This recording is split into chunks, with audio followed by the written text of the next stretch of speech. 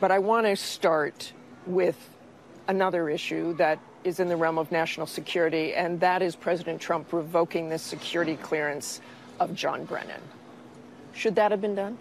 Well, this is a decision for the president. It's something that I think was originally suggested by Senator Rand Paul, perhaps others.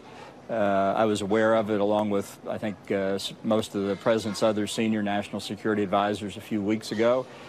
He obviously made his decision, and we go on from there. He cited his authority to protect the nation's classified information as a reason, and also referred to Brennan's what he called erratic behavior, wild outbursts on the internet and television. Brennan has been a strong critic of the administration, but what does this have to do with protecting classified information? Well, you know, I think Senator Richard Burr, the chairman of the Senate Intelligence Committee, whom I don't think anybody could accuse of being a gopher for the Trump administration, had some very trenchant observations on Brennan's behavior since he left the CIA. And I think also on his behavior while he was at the CIA. It was my view at the time that he and others in the Obama administration were politicizing intelligence. I think that's a very dangerous thing to do. And I think especially for senior intelligence officials, career intelligence officials who come out of the government, to keep that wall of separation between intelligence and policy.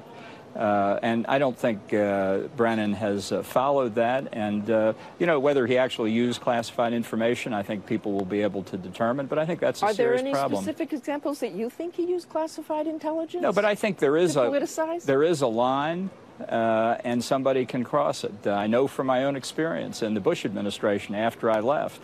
I was accused by a senior State Department official of criticizing the administration's policy on North Korea and using classified information.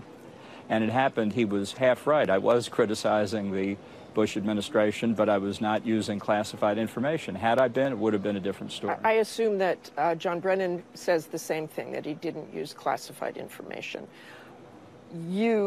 Would you have been fine if President Obama had revoked your security clearance for criticizing him, which you did frequently?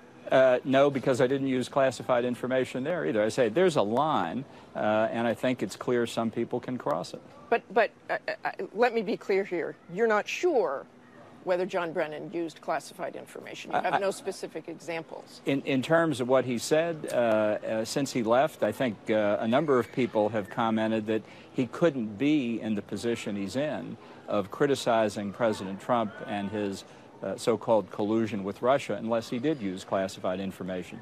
But I don't know the specifics. What I do know is when he was director of the CIA, I was very troubled by his conduct, by statements he made in public, and by what I thought was his politicization of the intelligence community. So the line to you for people who should have their security clearance revoked is if they use classified information, but you're not really sure whether he did. If there's any kind of misconduct, I think there are lots of grounds to have your security clearance revoked for behavior that calls into question your ability to hold the material in confidence. Okay,